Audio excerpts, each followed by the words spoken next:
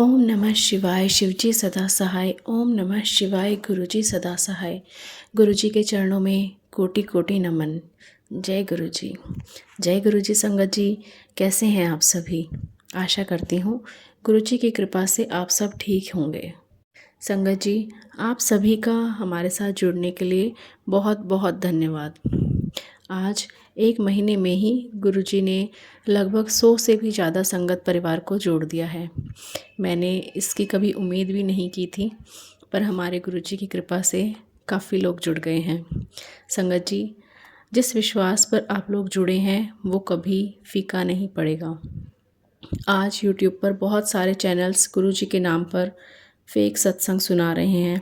कहने में बड़ा दुख होता है कि गुरुजी के नाम पर भी फेक सत्संग चल रहे हैं, जिससे नई संगत अपने राह से भटक सकती है। अगर आप लोग भी नए नए गुरुजी से जुड़े हैं तो थोड़ा देख समझ कर ही किसी संगत पर या किसी चैनल पर विश्वास करें और उनसे जुड़ें, क्योंकि आपको असल में गुरुजी से जुड़ना है। अगर आप सिर्फ चमत्कार ही सुनते रहेंगे तो आप चमत्कार की आशा में ही बैठे रहोगे, और अगर आपको चमत्कार नहीं मिला तो फिर आप गुरुजी से नहीं जुड़ पाओगे। यह गुरुजी से जुड़ने की एक जर्नी है संगत जी, ना कि चमत्कारों की जर्नी है।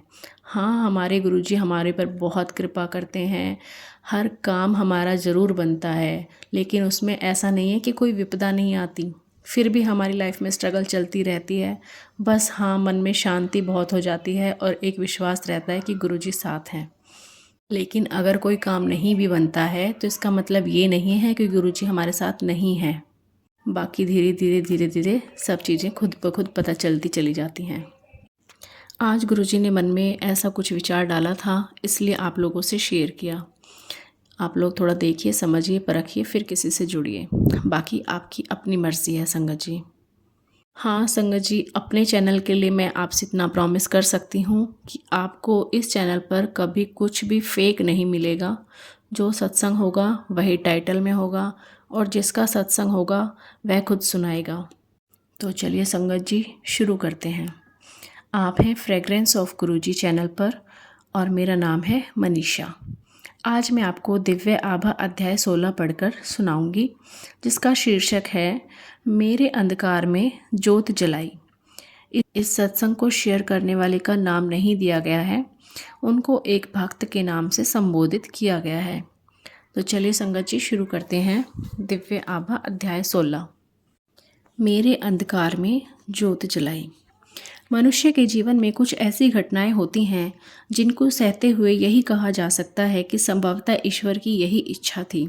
मुझे नवजीवन प्रदान करने के लिए मैं सदा गुरुजी की आभारी रहूंगी। गत घटनाओं का अवलोकन करते हुए जब मैं उनका बोध कर सकती हूँ, पर उस समय कारण मेरी समझ से बाहर थे। दुर्भाग्य मेरी नस नस में भरा हुआ था। मुझे अत्यधिक पीड़ा थी। मेरे जीवन का हर अंग भौतिक और मानसिक व्यथा से परितप्त था।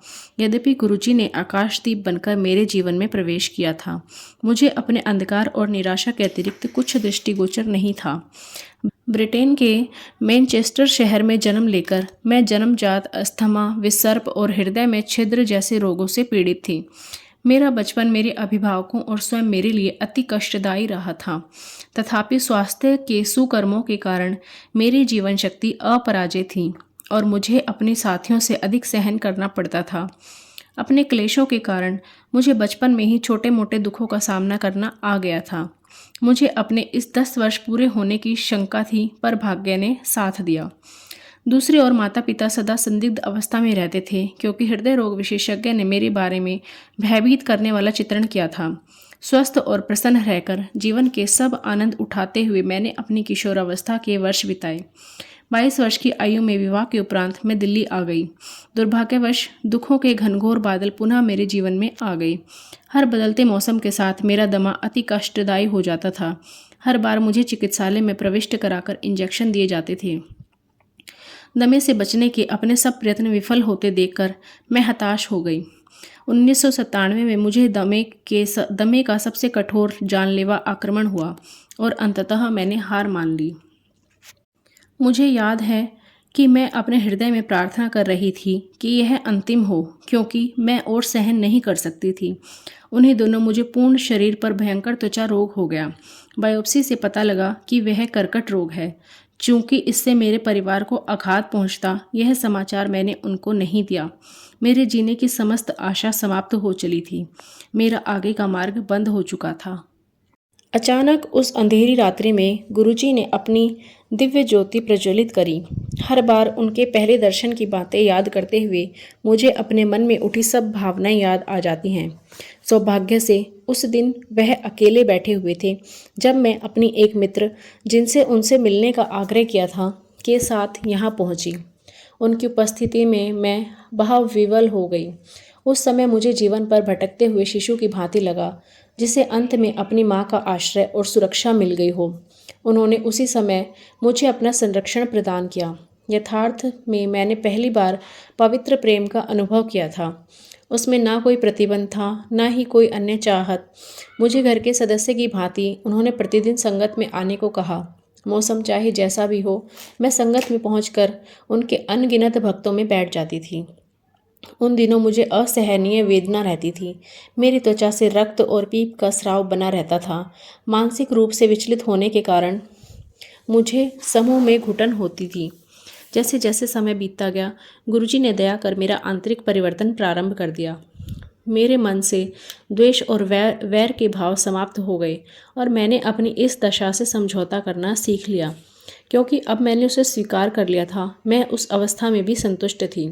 रोग समाप्त हो जाएंगे ऐसा विश्वास मुझे नहीं था। मात्र गुरुजी का साथ और उनकी ऊर्जा को ग्रहण कर मेरी अंतःशक्ति बढ़ गई। मुझे इससे अधिक आशा भी नहीं थी। मुझे शांति मिल गई थी। उनके सानिध्य में डूबते हुए मुझे आत्मिक जागरण का आभास होने लगा था। मुझे उनसे ऐसा प्रेम प्राप्त होता था जिसका मैंने पहले कभी आनंद नहीं लिया था।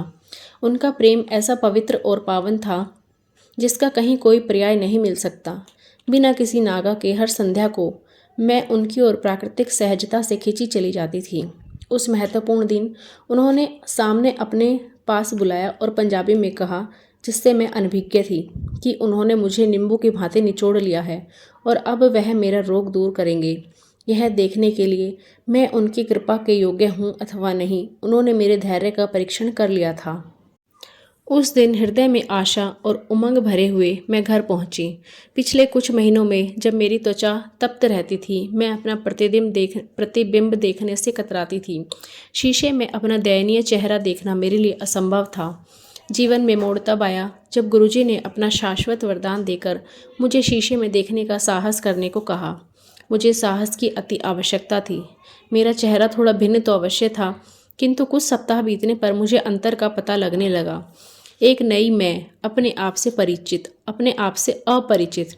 मैं गुरुजी की कृपा से परास्त हो गई थी। मैं उनकी रोग समाप्ति की क्षमता की कायल हो गई थी। उनके लिए मेरे प्रेम और आदर भाव और अधिक प्रबल हो गए थे। मौसम बदलकर आते गए, पर मुझे फिर कभी अस्थमा नहीं हुआ। मैं दिल्ली की प्रदूषित वायु में किसी भी अन्य नागरिक के समान श्वास लेती रही।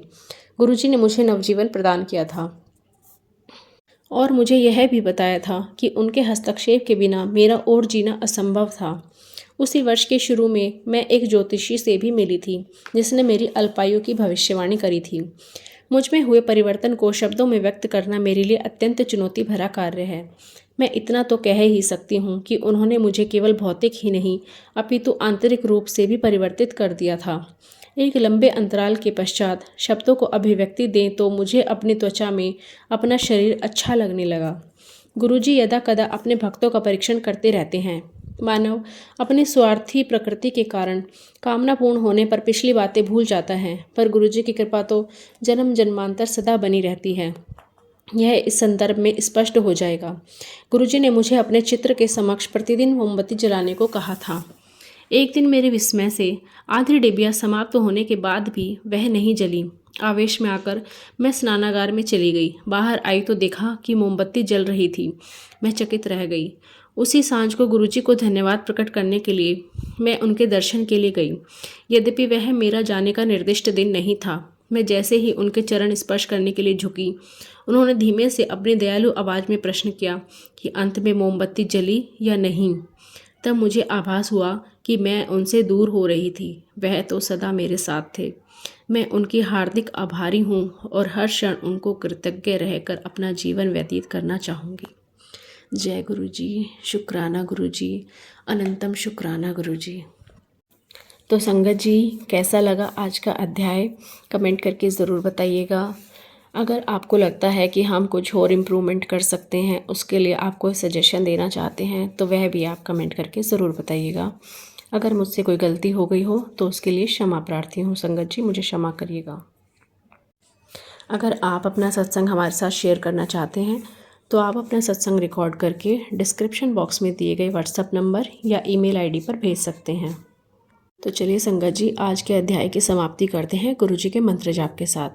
आप भी कीजिए। ओम नमः शिवाय, शिवजी सदा सहाय। ओम नमः शिवाय, गुरुजी सदा सहाय। ओम नमः शिवाय, शिवजी सदा सहाय। ओम नमः शिवाय, गुरुजी सदा सहाय। ओम नमः शिवाय, शिवजी सदा सहाय। ओम नमः शिवाय, गुरुजी सदा सहाय। जय गुरु जी, शुक्राना गुरु जी, अनंतम शुक्राना गुरु जी।